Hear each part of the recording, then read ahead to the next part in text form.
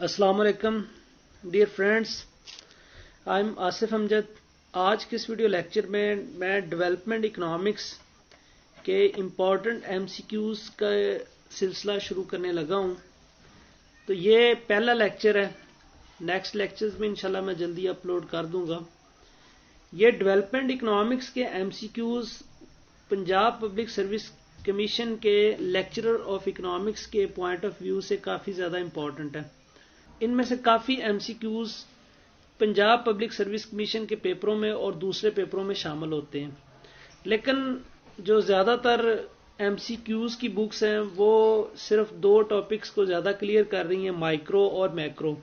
उन्होंने development economics, agriculture economics और जो इस्लामिक बैंकिंग एंड फाइनेंस के पोर्शन को निगलेक्ट किया हुआ है। तो मुझे काफ़ी ज़्यादा फ्रेंड्स ने रिक्वेस्ट भी की है कि सर आप जो डेवलपमेंट इकोनॉमिक्स पे और एग्रीकल्चर पे और इस तरह जो दूसरे सब्जेक्ट हैं उनके ऊपर वीडियोस बनाएं, क्योंकि पेपरों में अब थोड़ा वक्त रह गया है। तो मैं कोशिश करूंगा कि थोड़े वक्त में आपका लिटिल बिट कवर कर पाऊं। Let's start the first MCQs of this lecture. Which of the following are not third world regions? Third world region कौन सा इनमें नहीं है? Latin America, Asia, Africa, Australia.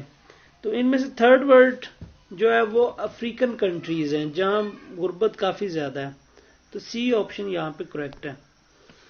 Which of the following countries are not newly industrialised country?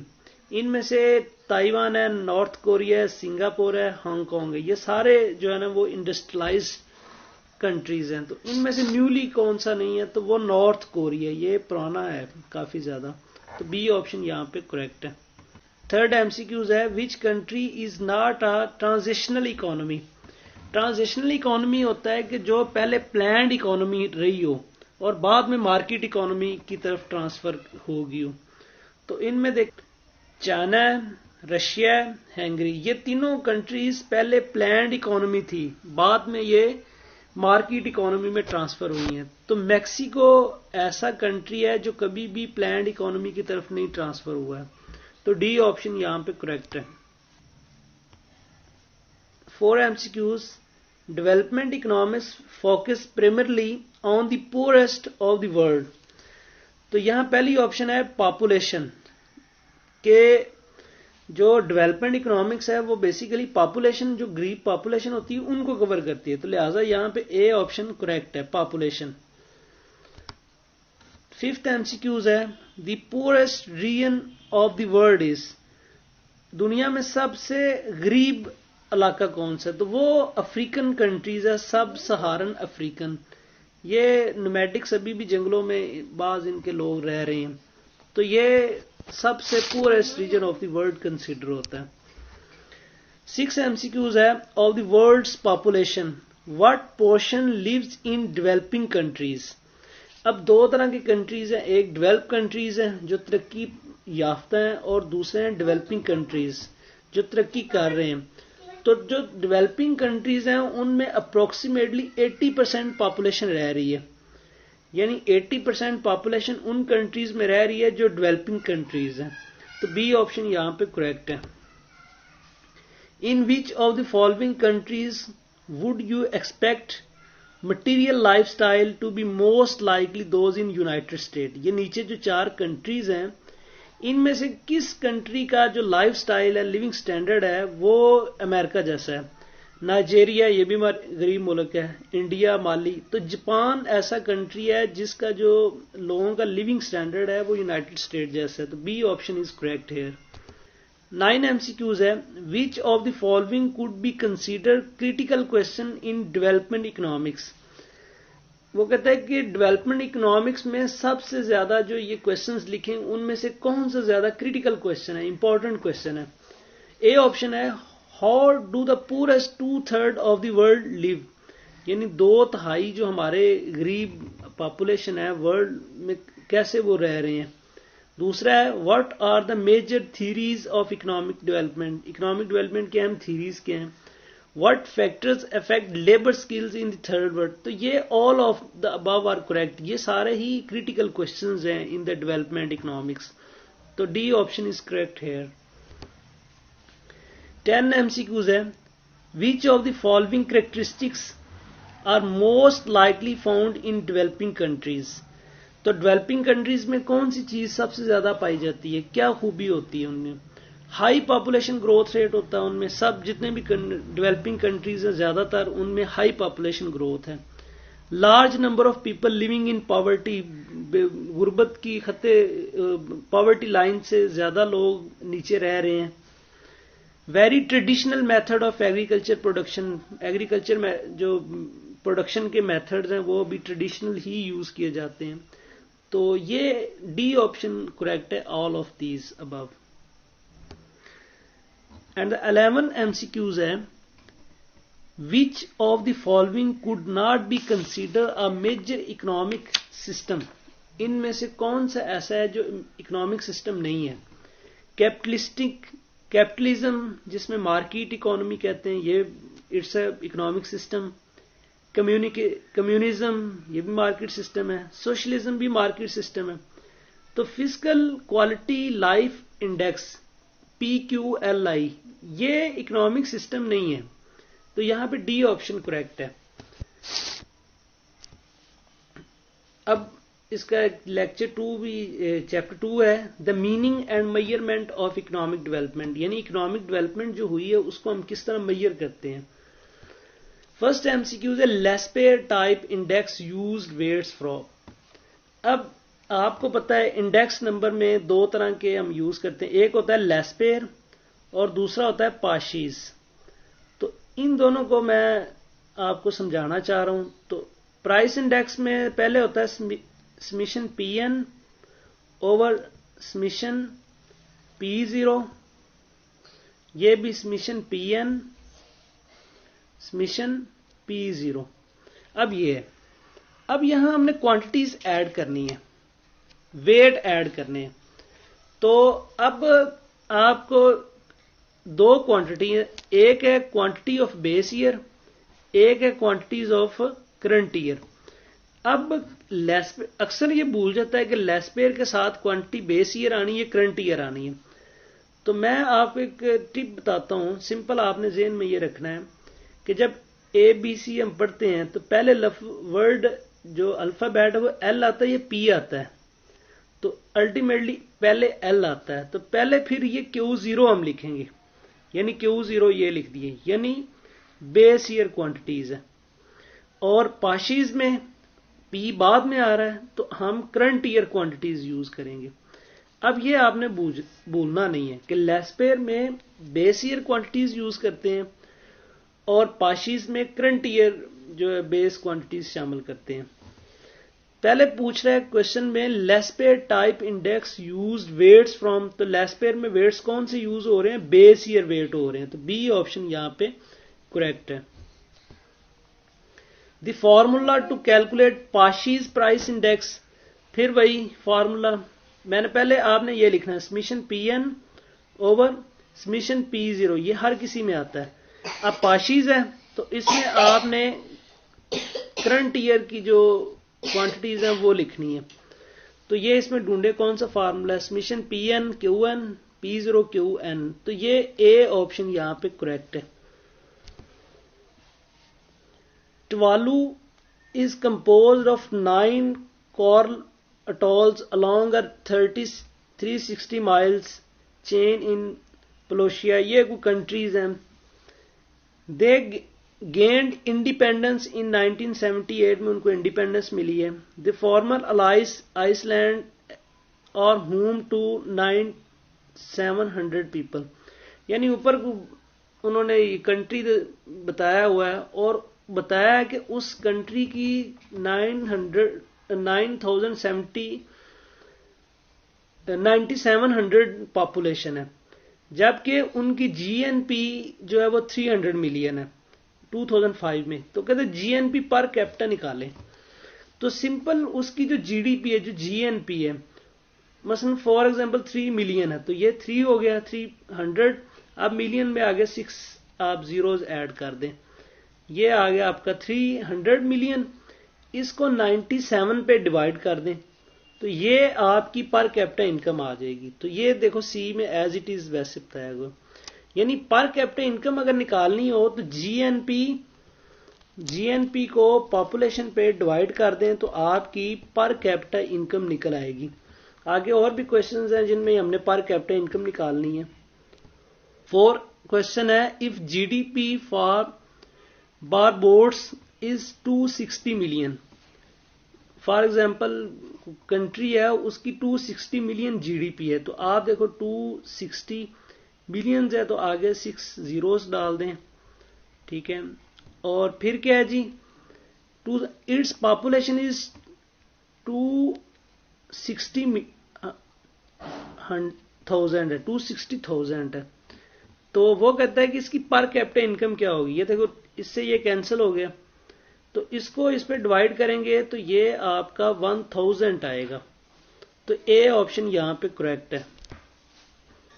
5th MCQs है, if GNP per capita at constant price for लिechtenstein micro state of 29,000 people, यानी कोई एक ये कुछ स्टेट है उसमें 29,000 लोग रहते हैं, located on the Rhine river between Switzerland and Austria, is US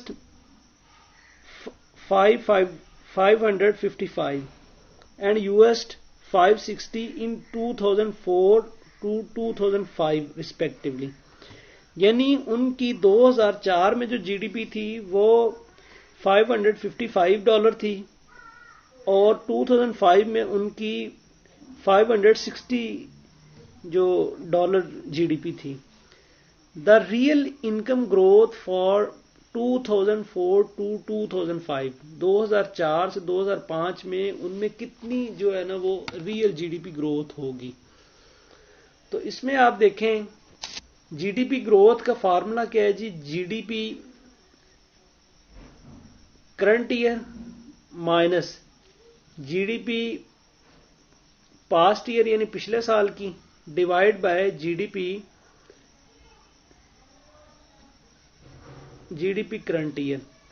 अब इनकी करंट ईयर कितनी है जी, 560 है, माइनस पिछले साल कितनी थी 555 है, तो पास 555 पे डिवाइड करें तो ये आ गया 0.9।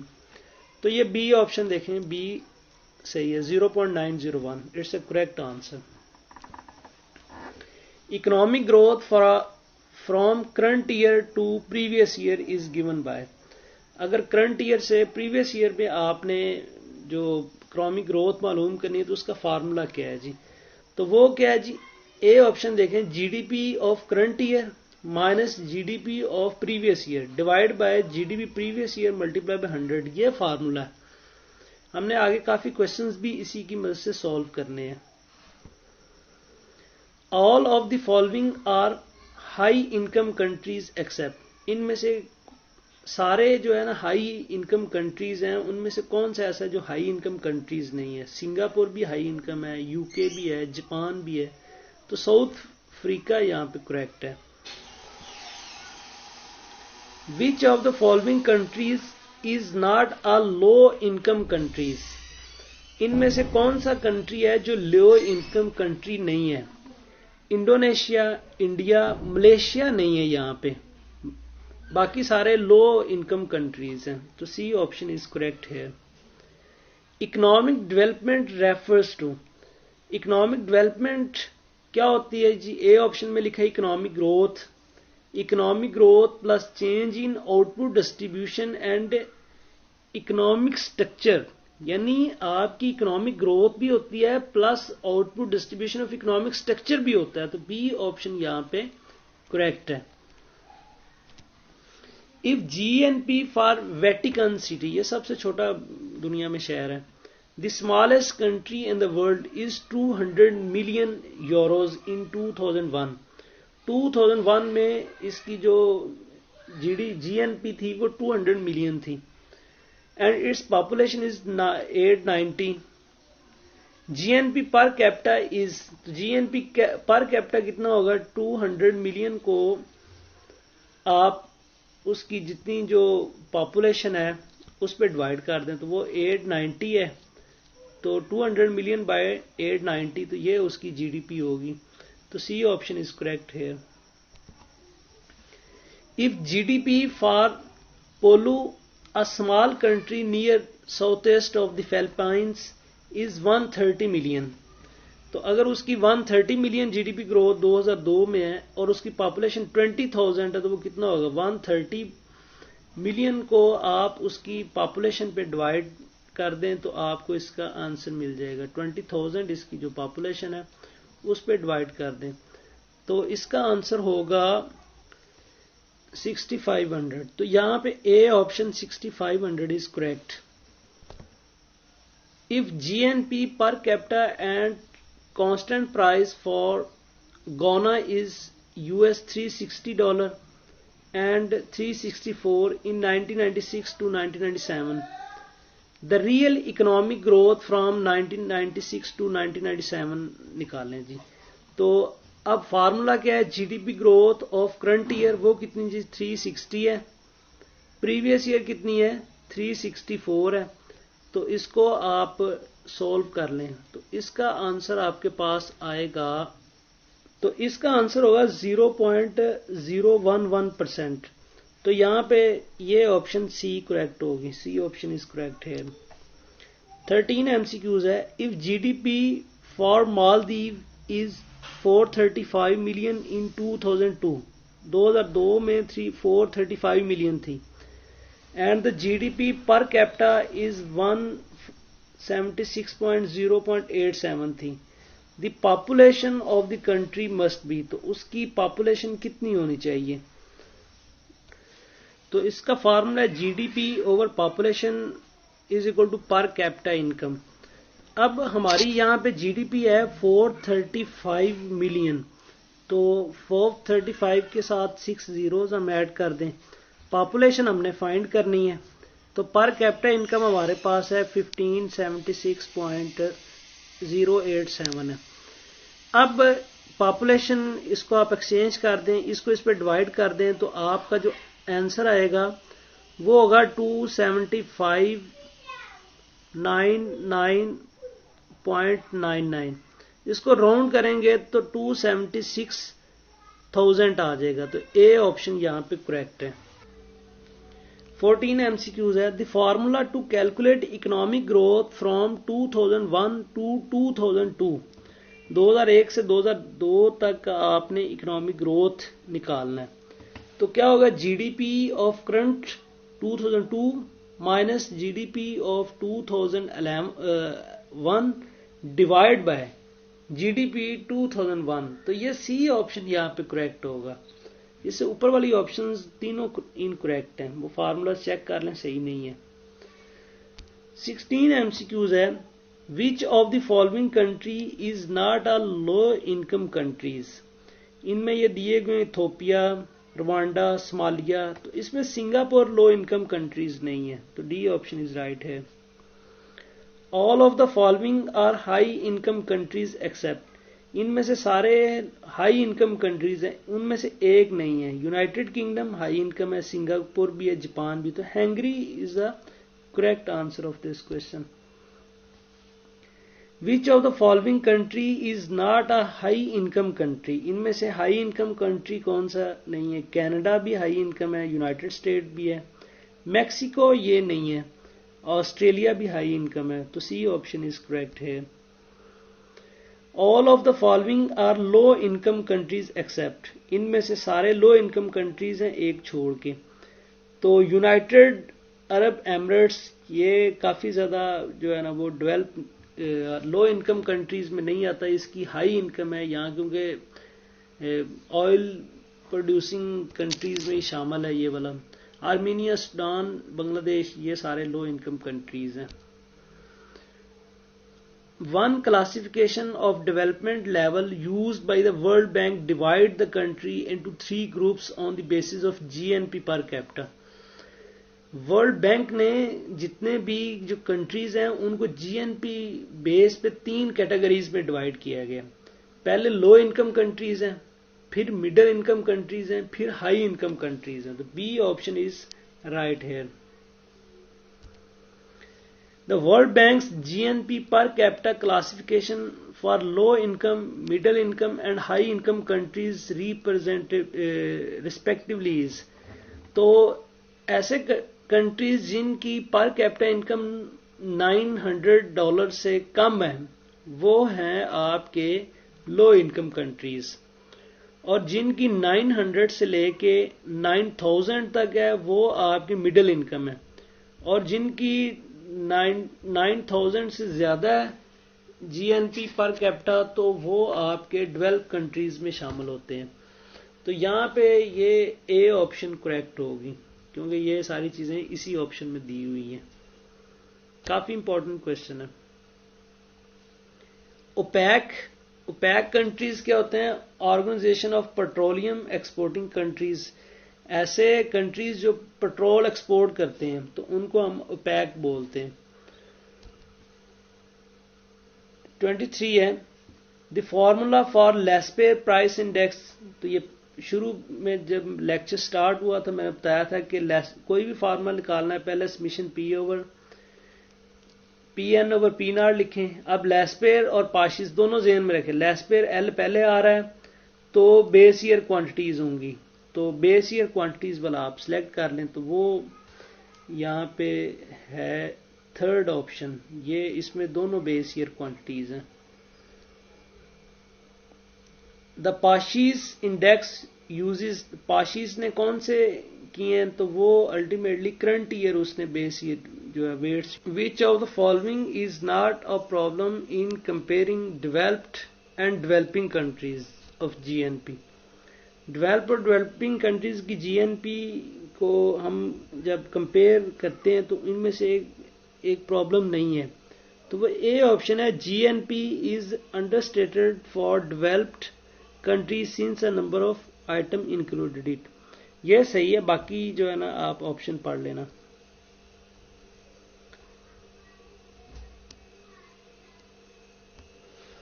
The University of Pennsylvania researcher Summers and Houston compute the price level of GDP as the ratio of purchasing power parity, exchange rate to the actual exchange rate पर। अब ये यूनिवर्सिटी ऑफ पेंसिल्वेनिया और Houston एक ही जगह पे हैं तो इसलिए both exchange rate are major at the domestic currency price of the US dollar. तो ए ऑप्शन यहां पे करेक्ट है। PPP purchasing power parity is, तो परचेजिंग पावर पैरिटी का मतलब लॉ ऑफ वन प्राइस, यानी exchange rate between the currencies are in equilibrium position. A theory that tells us that exchange rates between currencies are in equilibrium when their purchasing power is the same in the both countries। तो A option यहां पे correct है।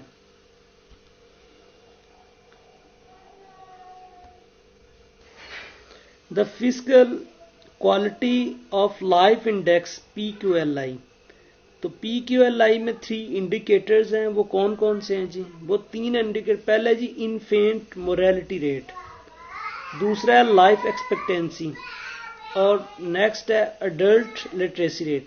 तो ये 3 है तो A option यहाँ पे करेक्ट है। 28 MCQs है। इन्फेंट मोरालिटी रेट क्या होता है? इन्फेंट मोरालिटी रेट क्या होता है कि is defined as annual number of deaths of infant under 1 year old पर 1000 लिव बर्थ्स। यानी अगर 1000 बच्चे पैदा हुए हैं तो एक साल के अंदर 1000 बच्चों में से कितने बच्चों की डेथ हो गई है, तो इसको हम बोलते हैं इन्फेंट मोरालिटी रेट। तो ए ऑप्शन यहां पे करेक्ट है। 30 MCQs है। Infant morality rate, life expectancy, adult literacy rate. अब ये तीनों जो इंडिकेटर्स है ये किस में आते हैं? ये तो पिछले MCQs में हमने पढ़ा है। ये आते हैं physical quality of life index, B option यहाँ पे करेक्ट है।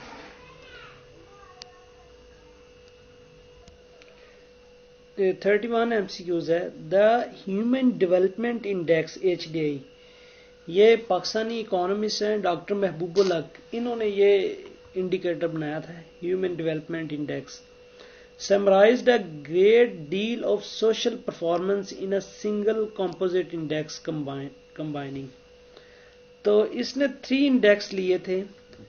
पहला इंडेक्स उसने लिया था लॉन्गिविटी, उसके बाद दूसरा उसने लिया था एजुकेशन, तीसरा लिया था living standard.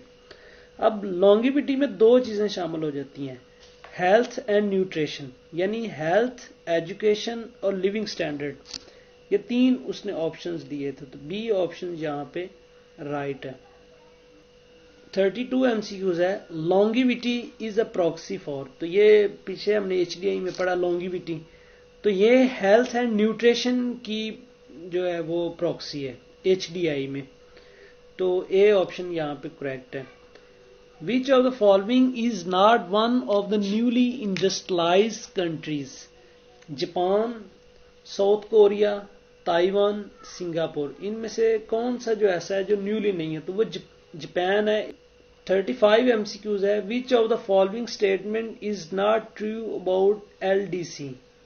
Least developed countries के बारे में कौन सी स्टेटमेंट ट्रू नहीं है?